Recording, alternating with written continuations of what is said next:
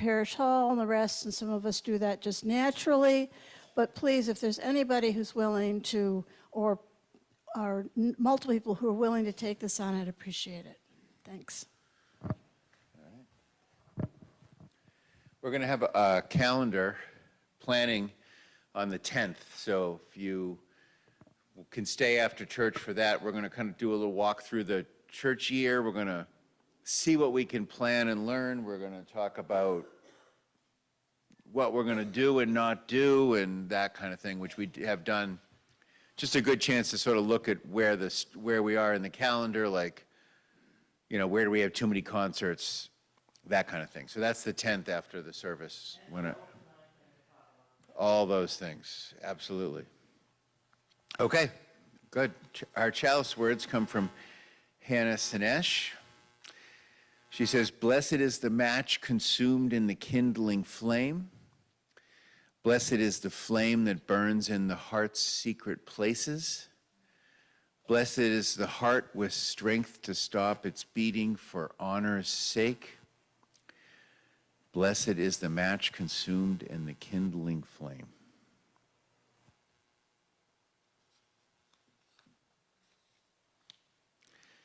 Today's theme is a day at the beach. I'm going to read you a poem by Kai Dolich called Lemonade Sun. This is our opening words. Popsicle stains, fudgicle fun, strawberry sizzle, lemonade sun. That's our poem.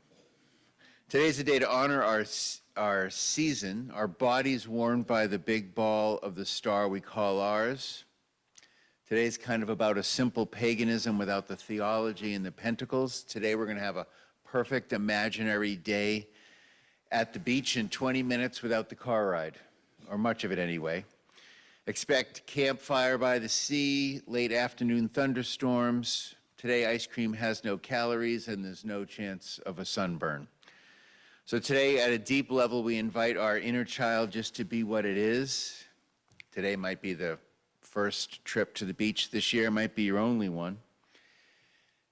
And we're committed in life to the brave task of loving this life and knowing it passes and knowing that summer teaches us that. So we're going to a cappella sing 188, Come, Come, Whoever You Are, 188.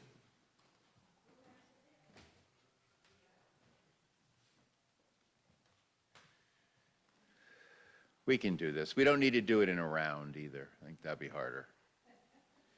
At least I'm not going to sing it in a round anyway. That's right.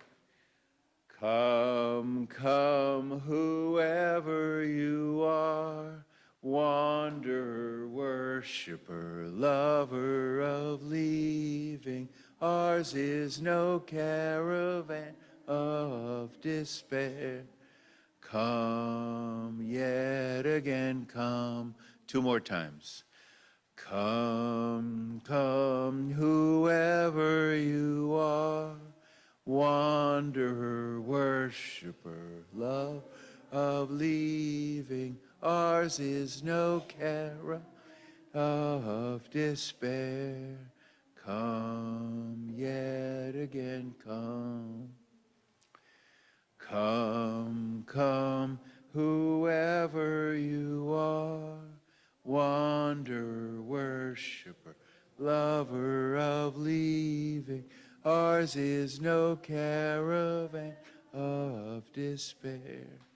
Come, yet again, come. Let's bow our heads in prayer.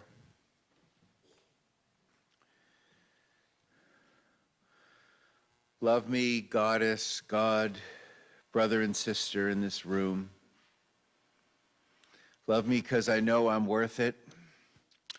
Love me because sometimes I feel I am not. Love those people in Washington. Goddess, God, brother, sister. Love them because they know what they do and they know not what they do. And in quiet moments, even why. I want to see the tear well up in your eye. I want to see you breathe deep.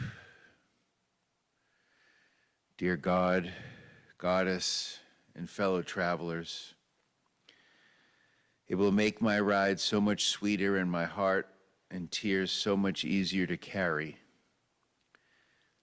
if we walk it together. And so we gather on this Sunday morning in summer. We think about all those loved ones. We think about Lisa and Bob, and they're struggling with, I guess, the end of what hopefully is the end of pneumonia. We pray for the families of the people in Texas who lost surprisingly too many people in that flood, people caught in harm's way.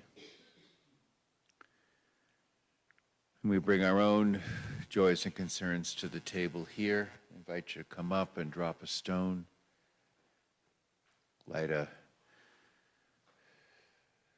tell your piece.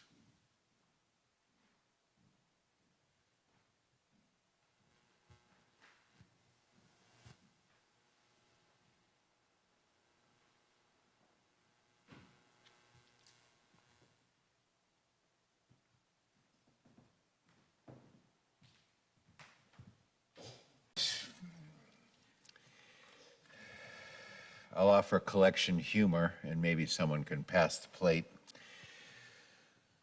Wife invited some people to dinner. At the table, she turned to her 6-year-old daughter and said, "Honey, would you like to say the blessing?" The girl replied at the dinner table, "Mom, I wouldn't know what to say." Mom said, just repeat what Mommy says."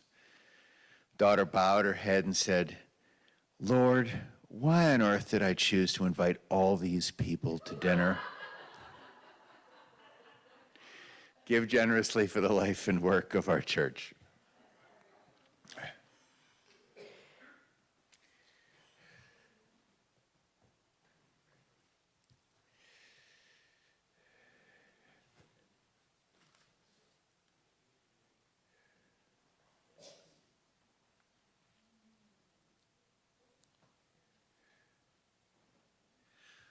A responsive reading, if you want to prepare for it, is 662.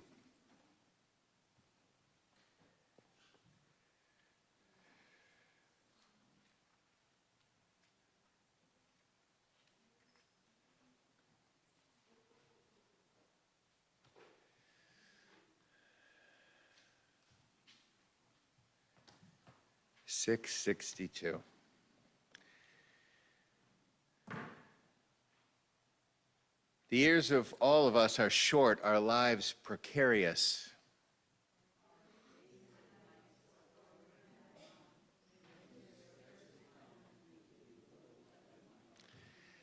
Yet we find time for bitterness, for petty treason, for evasion.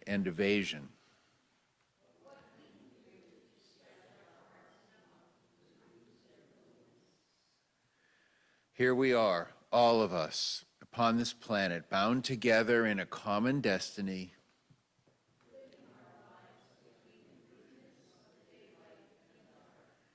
Kindred in this, each lighted by the same precarious, flickering flame of life. How does it happen that we are not all kindred in all things else?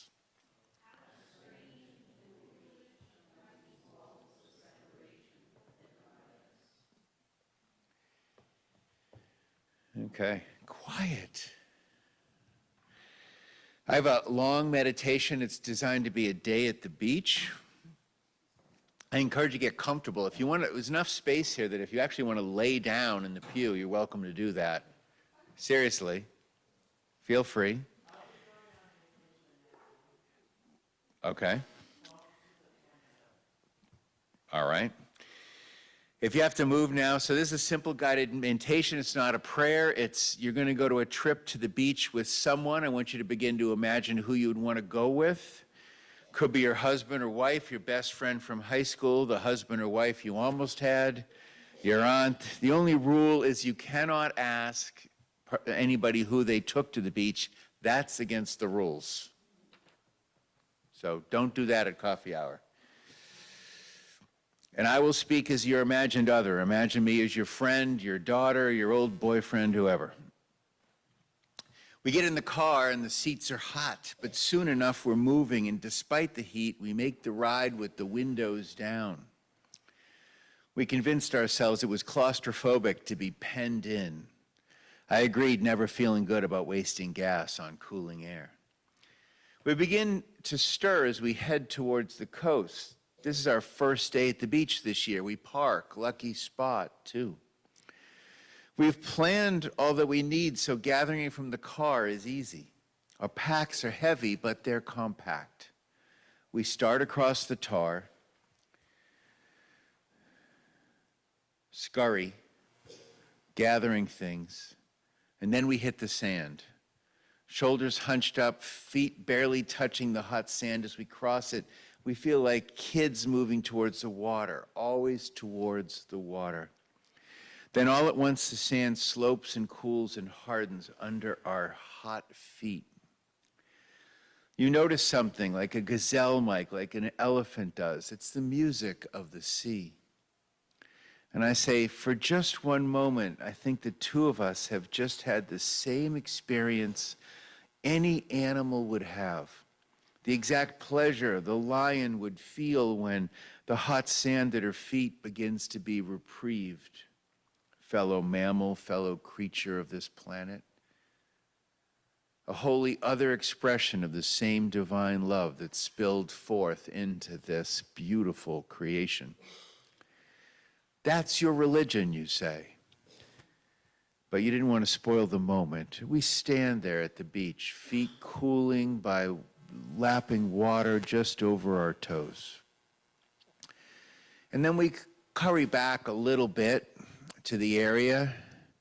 You begin to unpack things. I'm just standing there. You playfully say, hey, Thoreau, stop thinking such deep things and help me set up. There's such a deep respect and love between us that I laugh, feeling both exposed and known. I drop the chair, the cooler. You lay down the towel. It snaps in the warm breeze. We lay down on the sand. I say I always think of sand as hardened pieces of sunlight that just landed here invisibly. You like that? Others are here to worship in this old way too. You hear and see them all over the sand, spaced out like boats in a not too busy harbor. You also notice and mention that nobody argues at the beach. Nobody seems to be fighting. The beach seems to calm people's nerves. Not always, but sometimes strangers say hi, even offer food. Kids share their sand toys with kids they don't even know. Not completely, of course, but more often than at home. You remember gratefully the guy who got whacked on the head by your Frisbee last year. He didn't even yell. The only squawking comes from two seagulls arguing over a slice of bread. It's funny to drive all the way to the beach to just lay down and cover your eyes, but that's the first thing we do. I tell you, I'm thinking about all those rocks tumbling around in the shallow surf, sharp edges getting worn smooth. You say, like your nerves are now, that we're together and here. The beach is no place for worrying, I say. Our brains, normally more inclined to churning with its monkey mind tricks, thinking about dirty windows at home and that pile of, well, everything on the floor behind the driver's seat of your car is faded.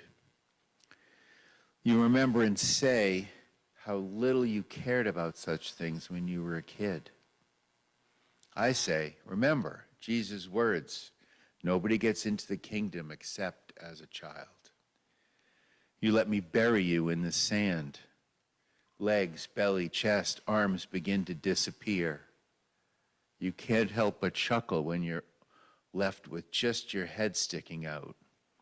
I say you look like a lost talking soccer ball. Music from other families and gatherings mix in with the sound of the sea. You lay back in the sand, your eyes closed, thinking how odd it is to be snugly locked in a cool sand with the hot sun just a few inches away. You also think and share how amazingly comfortable you feel under your 100-pound blanket. Knowing it's New England and that you'll soon be missing the sun's warmth, you force your way out of the sand and pretend quietly that you're a superhero, breaking free from the evildoer's sinister trap that could not hold you. I catch you flexing your muscles on the way out and call you on it. You laugh that your imagination was hanging out and run, smiling into the sea to wash off the sticky sand. Brr, you say in the chilly waters and run back. I'm thirsty, you say. Time for a quick snack. I pull out the dewy glass thermos of lemonade you found at that antique store and that we cherish. We pour its liquid sweetness from the tall, thick glass, splashing sunshine on frosty summer squares of ice we've brought for just this moment. Lemon light and slightly tart, we gulp its gold, licking our lips. There we are at the beach. We have sandwiches. 10 a.m. fades to 3. As the afternoon approaches, the sea breathes a touch of coolness onto the shore. Lying on a towel as the air subtly cools, you feel the sand still glowing, holding the heat and memory of the day's hottest sun. I say how good it is to be known by you sitting next to me, to be creatures on this ball of life at this time. The beach hushes all day. It sounds like the world's first lullaby. The low, throaty waves caress your ears. You drift off a bit. The sky begins to darken, though. Ragged-edged clouds are sweeping in. We begin to scurry up in preparation, our sunglasses, cooler, towel, and do that half walk, half run to under the concession stand. Perfect timing. We feel like we'd be experts in the beach gather and scurry and propose it as an Olympic event. The sky is now a medal winner for movement too. What was harboring heat is now beginning to bring darkness and just now rain. From the concession stand awning, we watch the angry splintered sky. We watch families sprint for their cars with little kids yowling behind, their clothes soaking through. We watch the squall tip over barrels, turn umbrellas inside out. The rain is blowing sideways. You ask, was the sky jealous of our frisbee and football toss? For now, it is playing its own crazed game of soccer with abandoned beach balls. But it doesn't last. Soon the clouds lighten and the gulls begin to reclaim the sky. The sun bursts through just as it starts to head down for its own dip into the sea. You slide closer to me, then scurry a pile of sand behind you. I slide closer to you. We comrades, I say. And pull behind me like some ground animal we can't think about, the world's first chair, made of sand. I say how grateful I am that I'm a human animal, given that you are one too. You say it would be very difficult to communicate otherwise. I bark, you laugh.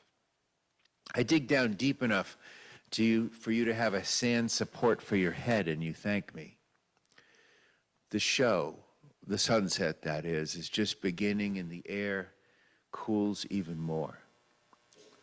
As the sun dips to its lowest point, you watch it, painting the sky in colors you can't find in a box of crayons. We talk of such things and wonder if the pleasure of sunsets was part of the original divine plan or a discovery of the Creator along the way. You say, what would you call that one? There to the left, magenta or extraterrestrial pink? I say, what colors in your box would you start to even use to make that color? Yeah, the one over there.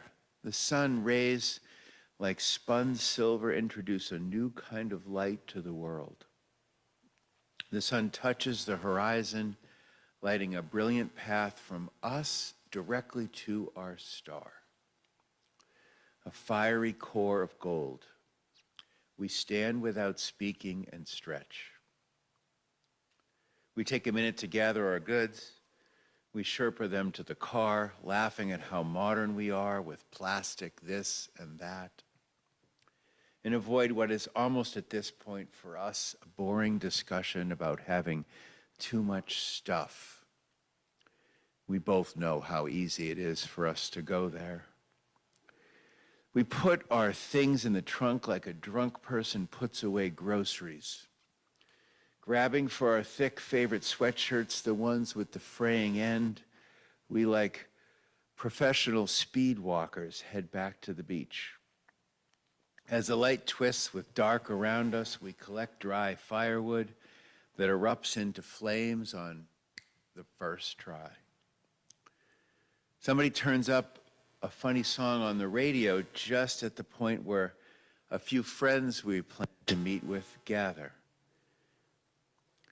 The fire, cooking, you tuck 2 fat potatoes wrapped in tin foil deep into the blood-red coals, and we wait for our little starchy supper. We hear the fire hiss and roar, or is that a wave on the ocean? We watch a fire spark hover above us, and I say it looks like the night's first star. As the evening light fades, I almost start counting stars, but you thankfully stop me. I appreciate that. Heads tilted back, you say they look like splinters of diamonds. I say diamonds with slivers of pearls attached. As evening passes, we get a little sleepy and we head back to the car, say goodbye to our friends. As is my nature, I turn down the radio and ask what lessons summer has to offer. You say, I think if we listen, summer teaches us impermanence. The yin and yang of both clear sky and thunderstorms, of warm and hot weather that eventually fades. I say, yeah. And the bore that I am, I say summer also teaches us why the stronger economies in the world are mostly in mild to northern climates where movement and preparation is required. You roll your eyes. Okay. I say summer teaches us it is natural and good, maybe even salvation, to get lost in something larger than yourself. That's better, you say, and turn the radio up. It's your favorite song. We're home. Amen. The end. So I built in a little response time for people to share favorite memories, childhood, not childhood, thoughts of summer. I'll pass the mic if anybody has anything they want to share.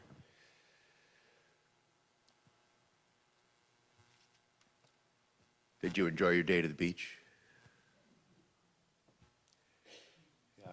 You don't see him from the back. So just last week, I went to the ICE Burlington Witness, and it was the first time there and didn't know what to expect, and it was hot and everything, and wonderful to be with so many other people at this place that looked like just an office building in an office park where atrocity was happening, and it was just very sobering. And based on something I learned from Celia and Melissa, and kind of like how we get through life, I came to the realization that, or the example of giving yourself a reward. So my reward was to go to the beach. So I was halfway there in Burlington, and I drove out to Crane's Beach and just had the most lovely remainder of the day. And so much of what you were speaking to was that experience of just the utter joy of being next to the water.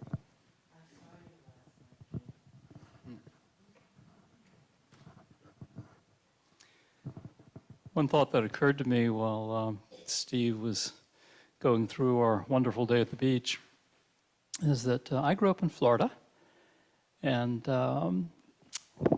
we did go to the beach occasionally, but my best memories of summer are actually being at the community pool, because where we could get to the beach once or twice, because my parents worked and adults always have a lot to do.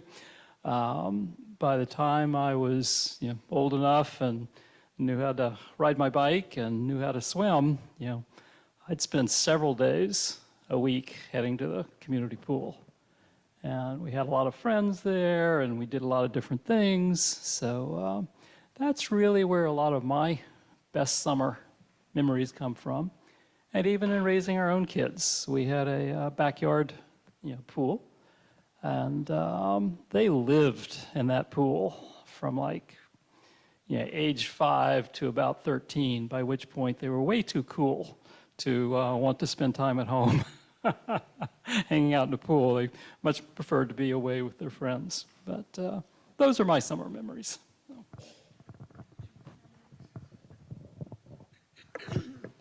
Well, I have a recent memory. We've had this beastly hot, sweaty, humid, not good to breathe air. Well, for 3 days this week, we didn't. It was wonderful. And I sat on our little patio outside. I'd gone for a walk with a friend and with my dog, Bo.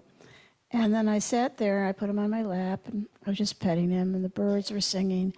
And this incredible peace and relaxation came over me. And I realized I'm not giving that enough to myself, that time to just be present, be quiet, and it was delicious.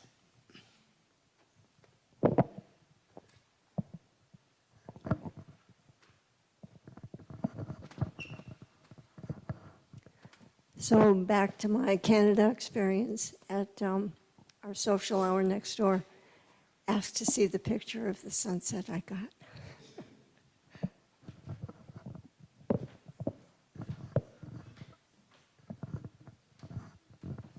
Okay.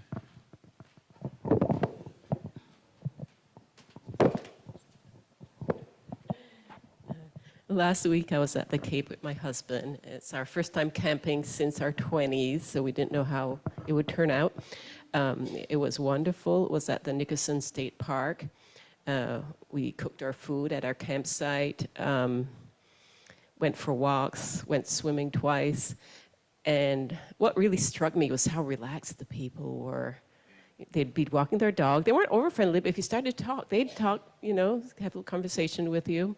Everybody seemed relaxed. There was a public bathroom, so in the morning, everybody went in, blurry-eyed, half-dressed. It was like you were with family, even though they were total strangers.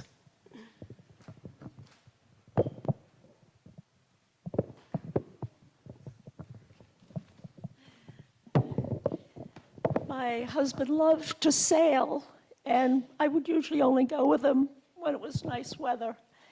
This was a cool day in June. It was kind of rainy and cool.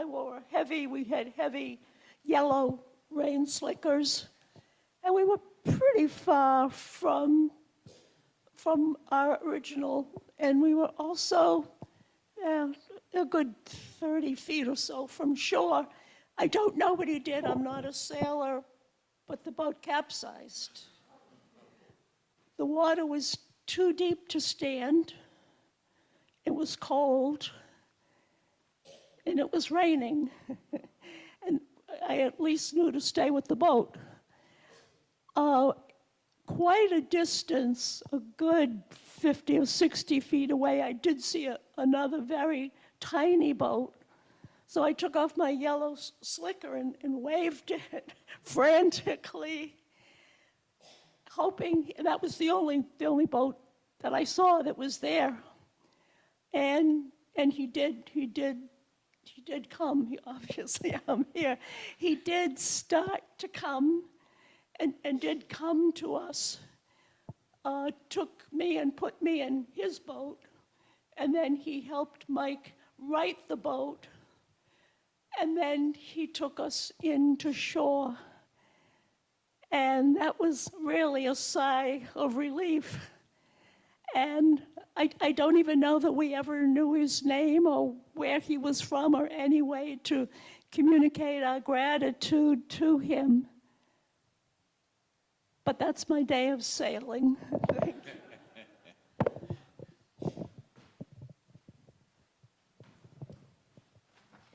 So our 7-person family in a 1-bathroom house, my mother and father always made sure that we went to the Cape for a week or 2, I can't remember, but it was always on the bay side, so no children were lost at sea.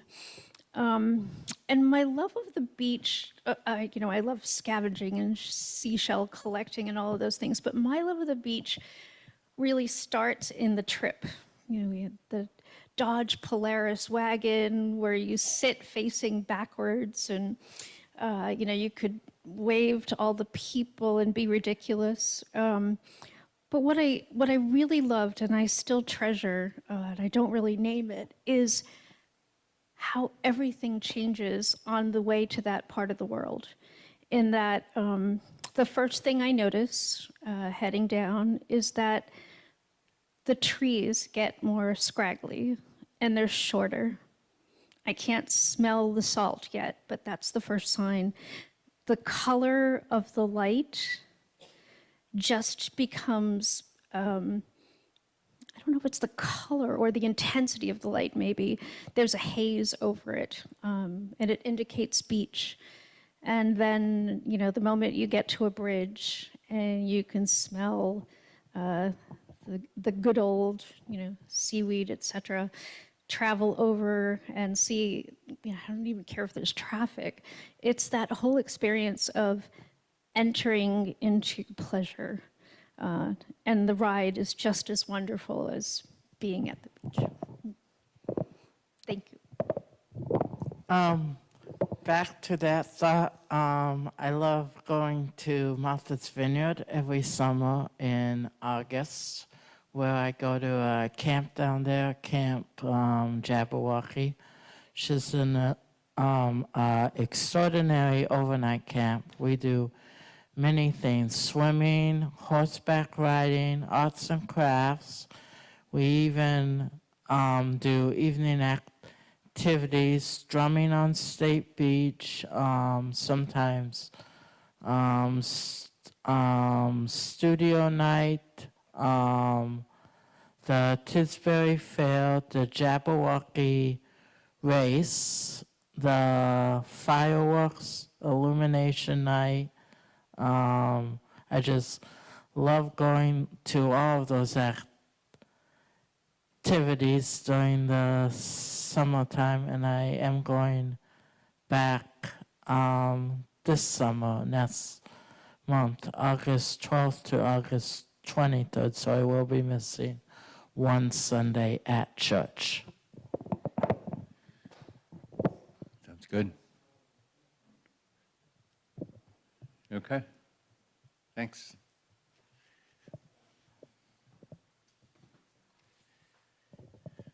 We're going to sing Spirit of Life, 1, 2, 3 in our book.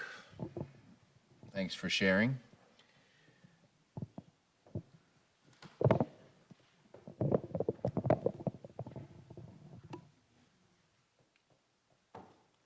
All right.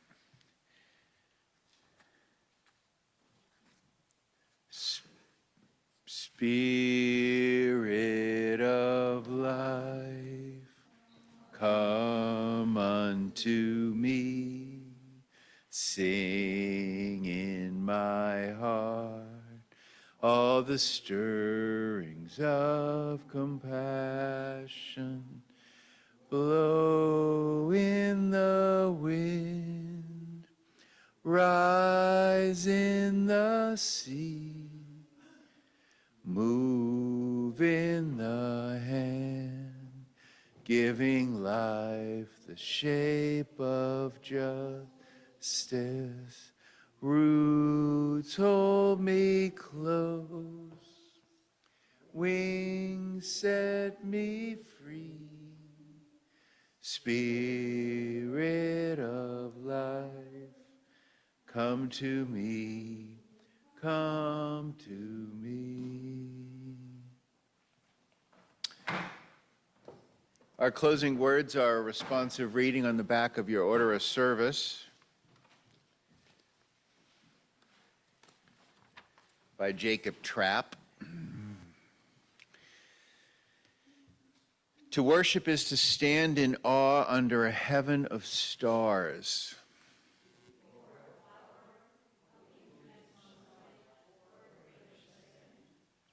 To worship is to be silent and receptive before a tree astir with the wind.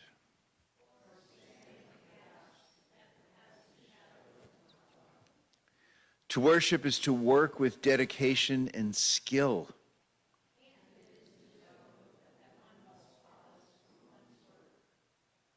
To worship is to sing for the beauty of the earth.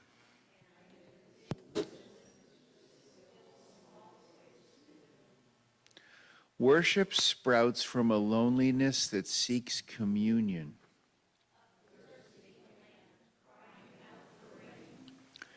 Worship is kindred fire within our hearts.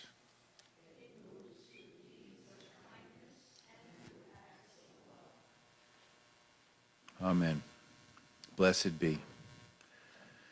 Go in peace. Come join us for a simple fellowship coffee hour next door. There's at least donuts anyway. All right. Thanks for being here.